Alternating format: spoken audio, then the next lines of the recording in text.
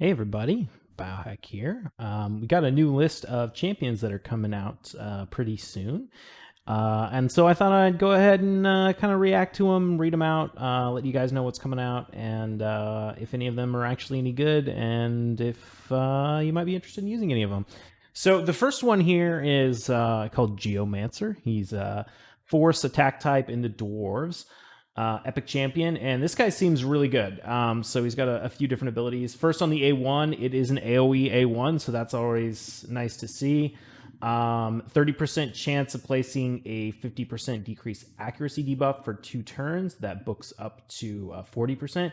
Decreased accuracy is like a super underrated buff, to be honest. Like especially in Doom Tower, really, really good. So that's pretty cool.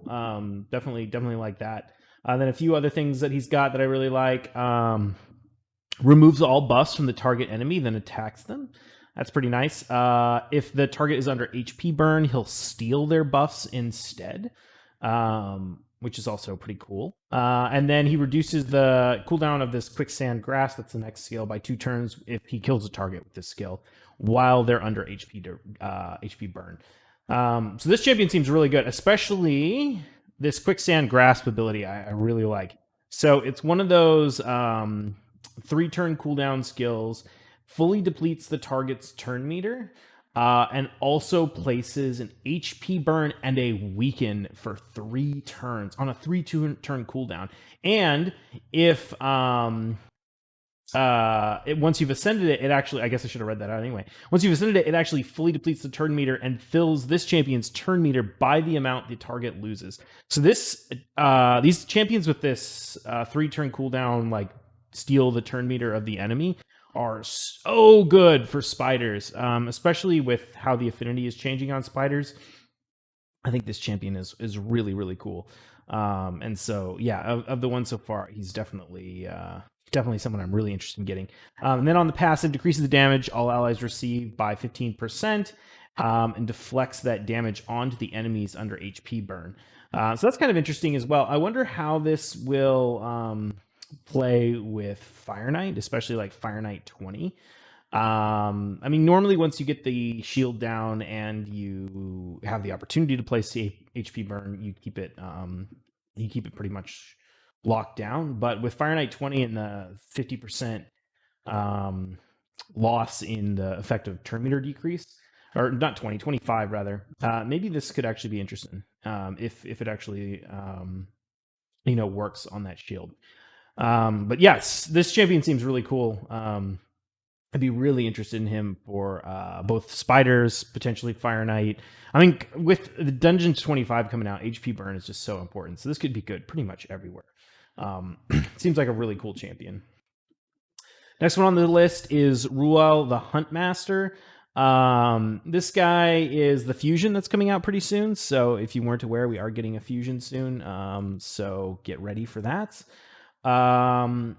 He's got this attacks one enemy, has a 50% chance of placing decreased defense for 2 turns, and then transfers a random debuff from this champion to the target if the target is under Hex. So this guy is really focused around using Hex, which is why a lot of people are talking about him in combination with Thea, the Tomb Angel, a champion I currently do not have. Unleash the Hunt is his next ability. Attacks all enemies, places an extra hit on enemies under Hex, will ignore 25% of each target's defense if there are 4 more enemies under Hex. So 25% ignore defense on an AoE with an extra hit. We'll have to see what the multipliers are. I mean, I'm definitely going to go for this champion because I'm going to kind of go for pretty much every fusion that comes out these days. We'll have to see. But this could be pretty good. And then his last active ability is Stalk Prey. His A3 places a 50% increased accuracy buff on all allies for 2 turns. Again, I think people seriously underrate like 50% accuracy buffs. These can be so good to help you in Doom Tower against some of those bosses if you don't have the gear to like boost, your accuracy up to 300 and your resistance up to 300. You put in a decreased accuracy and an increased accuracy, and you can lower your gear requirements a ton. So this could be good for that. Then, of course, it also places a Hex debuff on all enemies for 2 turns, and a Perfect Veil on this champion for 2 turns, and also fills this champion's turn meter by 50%.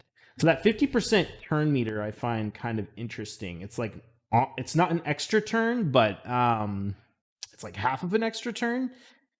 I don't know. It could be interesting to see how that goes down. Like if you could make an arena speed tune where he's like fast enough to use this and then get a chance to actually go into his A2. Um, I don't know. We'll have to think about that. But it could be a pretty cool ability. And then his passive I really like. So decreases the speed on enemies under Hex by 5% and decreases the resistance of those enemies. Excuse me. This is kind of cool because decreased speed is actually a super strong debuff as well, and this would kind of stack on top of that, I would imagine. So it allows you to kind of decrease their resistance and decrease their speed in ways that don't conflict with other champions or other abilities. So you could stack them together and really get some slow speed. It is only 5%, but still, that's not nothing. And then increases damage enemies under Hex received by 10%, decreases values of heals by 30%. So that's just nice as well. It's kind of like a little mini Bad L where it boosts the rest of your team's damage on enemies that have that debuff. And then his aura is a crit rate in all battles by 20%. That's fine. Cool. So I don't know. It really is going to depend on what the multipliers look like on things like Unleash the Hunt. But he could be an interesting champion. Next one on our list is Helyor. Helyor is a Bannerlord, defense type, force affinity, legendary. On its A1, attacks one enemy, increases this champion's defense by 5%. If this attack is critical, it increases it by 5% if it's critical. Stacks up to 20%. Will also heal this champion by 75% of their defense after attacking if their defense has already been increased by 20%. This 75% of their defense seems... I don't know how good that is. I mean, like, I guess if you're under like increased defense and you're really stacking defense, you might have like 5k, 6k. I don't know. I guess it sort of depends on how you're building your champions. But that doesn't seem like a huge heal, especially when it's going to take like 4 A1s to max out. I don't know. I'm not sure about that. A2 attacks all enemies, places a shield buff on allies for 2 turns equal to 20% of the damage inflicted. Seems cool, kind of like Miscreated Monster or Brogni. Well, I guess Brogni kind of extends shields, but yeah, I mean, maybe. Could be good for spiders. I don't know, we'll see. A3 transfers all debuffs from all allies to a target enemy, then attacks that enemy with the default skill. Converts this champion's resistance into additional accuracy when using this skill. So yeah, this is kind of an interesting ability. I mean, it's basically like a cleanse that moves everything onto the enemy. I think if you're like manualing the Griffin or something, Griffin throws all the debuffs onto your team, and you just cleanse them off your team and throw them right back. That could be kind of cool mechanic. But I don't know. Whenever an ally has 2 or more debuffs as attack, this champion will absorb 30% of the damage inflicted on that ally. This is a really interesting passive. I mean, it could make him pretty solid for arena for people who don't have things like Necrit or what's her name? Ursuga. Sort of try and get some of the damage onto this champion instead of your nuker or whatever. Of course, they have to be under those 2 debuffs before it will actually apply. So I don't know. We'll see how that works, but maybe there's something we can do there. And then the aura's increased ally resistance in all battles by 60. That seems pretty solid. I've been really enjoying these increased resistance auras for things like Doom Tower. So it allows you to build your champions a little bit lower to optimize them for other content and then throw in an aura. I've been using the Brogni aura in Doom Tower and sort of get the benefits without actually having to have all the gear on them. So yeah, this champion could be interesting. I don't know. We'll have to see. And I need more banner lords for faction wars, so I would be pretty happy if I pulled that guy. Okay, the next one, Gorlos Helma. Attacks one enemy 2 times. Each hit fills this champion's turn meter by 10% if the target is under decreased defense, HP burn, or decreased accuracy. So a 20% increase in turn meter on the A1. I guess that's okay. I mean, that's pretty decent. These conditional things make it a little bit more difficult to pull off, but maybe. And then the A2 3-turn cooldown books up to 100% chance of decreasing defense for 2 turns. So another decreased defense AoE. I mean, these are good abilities to bring to your team for sure. But we've got so many new champions that have these abilities. I'm less certain how important it is. But if it's your first champion you get, it could be interesting. Okay, of course, we've got another ability. The A3 attacks one enemy, has a 75% chance of placing HP burn debuff and decrease accuracy debuff for 3 turns. Fills this champion's turn meter by 20% if this attack is critical. So that's pretty nice. Books down to a 4-turn cooldown. So with the passive accuracy or the passive turn meter boost and the turn meter boost from this skill, you will probably be able to lap the bosses or whatever you're fighting pretty regularly with decent gear and keep these up 100% of the time. So it could definitely be interesting for sure. For sure, I could see you using this on certain bosses in the Doom Tower and stuff. But definitely nothing that's like totally game changing. There's other champions that can do things like this. Okay, so who's the next one? Hotatsu, epic magic defense type from the Shadowkin faction. We're getting a lot of new Shadowkin faction champions, by the way. A1 has a 40%, books up to, 60% chance to place Leech for 2 turns. That's solid. Attacks an enemy, 50% chance of placing a decrease attack debuff for 2 turns. That's on a 3-turn cooldown. This books up to 80%, so 80%. I don't know how I feel about that. Yeah, I mean, decreased attack is fine, I guess.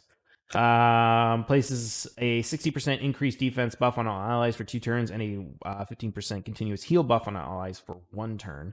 That's on a 3-turn cooldown. I mean, this is a nice ability. I mean, between the decreased attack and the increased defense with the continuous heal, I mean, this is definitely a champion that can help your team stay alive. So yeah, maybe interesting. Removes 1 random debuff from the start of this champion, or from this champion at the start of each turn. Will remove stun, sleep, freeze, CCs before other debuffs. I mean, yeah, it's a pretty nice passive in certain situations for sure. And then increase ally defense in all battles by 25%. This seems like a fine champion. Definitely not one that's like game changing or anything, but seems okay. Okay, so Chani is our next champion. Epic magic attack type from the Shadowkin. Attacks 1 enemy, has a 40% chance of placing a 25% poison sensitivity debuff for 2 turns. We're getting more of these poison sensitivity. I mean, that is on the A1, so maybe there's some clan moss potential there. On the next A2, places a 50% increase accuracy buff and a 50% increase attack buff on this champion for 2 turns, then attacks 1 enemy. Places an HP burn if this attack is critical. And that's on a 3-turn cooldown. So, yeah, I mean, I don't know. I guess it's going to depend on what the multipliers look like on a skill like this. How much damage does it actually deal? HP burn is always nice, especially with sort of the nerf to enemy max HP in the Doom Tower and in the Dungeon 25. So, yeah, maybe. And then on the A3, attacks all enemies has a 50% chance, increasing the duration of all debuffs by 1 turn. That books up to, what is that? 20, 30, 80% chance. I mean, it's fine. I don't know. It's hard to like see these increase the duration of debuff skills and then look at something like Vizier, and like obviously Vizier is really, really good at that. But, I mean, increasing the 80% chance to increase all the debuffs by 1 turn on a 3-turn cooldown, it's hard to get super excited about that. I don't know. Maybe in a clan boss team that's like a 2-to-1 ratio or something, but yeah. Okay, this is a really interesting passive. Immune to decreased accuracy debuffs, increases this champion's crit rate by 0.05% for every point of accuracy they have. So does this mean that if you had 200 accuracy, you would have 100% hit crit rate? It looks like it. So, I mean, I guess that's kind of interesting. It makes the champion a little easier to itemize. Yeah, I'm not sure. I guess it really just depends on how much damage this champion could deal. I mean, it's basically a champion where you're going to get all your crit by building out your accuracy, so you'll kind of not need to build crit, and then you can use those extra stats to focus on damage instead. But I don't know. I guess it just depends on multipliers. That champion doesn't get me super excited. This guy does, though. Okay, so this is the next one on the list. Genbo the Dishonored. Epic Void attack in the Shadowkin faction. A1 attacks one enemy 2 times. Each hit steals any increased attack debuffs. Also has a 30% chance of stealing one random buff. The increased attack buff steal can't be resisted. Okay, cool, fine. I don't know. It's a 2-hitter. I guess it's, it's whatever. But this ability is really cool. Attacks all enemies, has an 80% chance, books to 100 on a 3-turn cooldown with books, of decreasing the duration of all buffs by 1 turn. This effect cannot be resisted. So this seems really interesting, and potentially for Arena. I mean, one question I have is whether the damage lands before the decrease of the duration of the buffs, or the other way around. So if you, say, have a bunch of people who have Swift Parry procs, can you use this to both kill them and rip the buffs off? Or would it just rip the buffs off and then just leave them fully alive because the damage would have happened before the buff came off? I don't know. But it's kind of interesting, especially since you don't need the accuracy to land that. This guy could be pretty cool for Arena. Sword Trance, this is A3, places a 30% increased crit rate and a 30% increased crit damage buff on this champion for 3 turns, then grants an extra turn. That books down to a 4-turn cooldown, so you can keep these buffs up. And then you're going to get an extra turn, although that's going to lower the duration. So, yeah, you're going to keep these buffs up pretty reliably. In Arena, for sure, like you could just build them with 70% crit and just rely on this. For other content, I don't know. We'll have to see. This is a nice ability too that makes him pretty. I guess we were talking about Swift, like dealing with Swift Parry, but that might not even be an issue because he's immune to decreased attack debuffs and will ignore unkillable buffs when attacking under increased attack. So, yeah, this seems like a potentially pretty solid Arena champion. We'll just have to see how it goes. And then the aura has increased ally speed in arena battles by 20%. So he seems like he's probably the most interesting champion on the list so far, except for maybe that Geomancer up at the top. That guy, I like that guy too. How do we say this guy's name? Burongiri. Epic Force Defense Shadowkin. A1 attacks one enemy, has a 20% chance of placing Provoke. I mean, books up to 40% chance of placing Provoke on the A1. That seems decent. A2 attacks all enemies, 50% chance of placing a stun debuff for 1 turn. That books up to 60% on a 3-turn cooldown. Yeah, I mean, I don't know. Like, if you didn't have Scylla the Drakes, this would seem more interesting for sure. But I mean, I guess more stuns can always be good on the right team. And of course, you might pull this guy before you're 290 days into the game. On the A3, place a strengthen buff on all allies for 2 turns. Also places a shield buff for 2 turns on all allies with less than 50% HP. Shield buff is equal to 50% of the target's max HP. That's on a 4-turn cooldown when booked. The shield seems really weak. 15% of the target's HP. Yeah, I mean, I guess it's mostly just about the strengthen debuff or strengthen buff, but it's only got like 50% uptime. So I don't know. Heals this champion by 50% of their max HP whenever an ally or enemy dies. That's like a fine passive, but it's not going to do anything too crazy. And then increase ally resist by 40. So this guy seems fine. I mean, if you pull him early, he could be pretty helpful. I don't think he's going to be that useful like later in the game. Okay, who's next? Marauder attacks one enemy. These are the rare champions, by the way. These are the new Shadowkin rares. Spirit Affinity, HP type, Shadowkin, attacks one enemy, has a 15% chance, books up to 30% chance to place a stun. That's good. Attacks all enemies has a 50% chance of placing a decreased attack debuff. That books up to a 65 or 75% chance on a 3-turn cooldown. It's the weak version of decrease attack, so I don't know. It's not great. But he is a rare, so. And then on the A3 has a 50% chance of placing a provoke debuff for 1 turn. Places a shield buff on this champion for 2 turns equals to 20% of their max HP. Also places a 15% reflect damage buff on all allies except for this champion for 2 turns. And that books down to a 3-turn cooldown. So, I mean, some reflect damage maybe for the Fire Knight, I guess. Yeah, I don't know. He's a rare champion, so probably easier to get, but definitely doesn't get me like super excited. Next one on the list, rare spirit support Shadowkin. Ooh.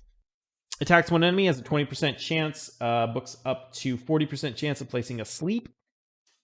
That's fine. Attacks one enemy, has a 50% chance of placing a block buffs debuff for 1 turn. That books up to 75%. Also fills this champion's turn meter by 15% and fills the turn meter of the ally with the highest turn meter by 15%. So that's kind of interesting. I'm trying to think if there's like maybe a situation in Arena where you might be interested in using him as like a turn meter booster that also can block some buffs on a target enemy. I mean, if this was an AoE, that would be a lot more interesting. Then his A3 fills the turn meter of all allies by 15% and places a 25% increased attack buff on all allies for 2 turns. So, I mean, I guess if you don't have, like, you haven't unlocked Arbiter yet and you need a champion to give you a turn meter boost and an increased attack, it's the weak version of increased attack and it's only a 15% turn meter boost. So, I don't know. Definitely not, like, super, super exciting. But maybe useful early game. Definitely not going to be like your S tier rare champions, these two. But it's interesting to see how many Shadowkin we got coming out. I really got to push my faction wars to get that done before we have to complete them for Lydia as well. But let me know what you guys think of these champions. Any ones you think I am overlooking that have a lot more potential? Anyone you think that I seem excited by that you think is going to suck? Let me know. For those of you unaware, I also stream Raid every day on my Twitch channel, which is linked in the description. I usually don't stream under the Raid tag, but we stream it as sort of a side game. So come check me out there if you're interested. And I'm going to be trying to do a bunch more Raid content in the near future since I just got added to the Raid partnership program. So yeah, thank you all for hanging out with me, and I'll see you in the next one. Cheers.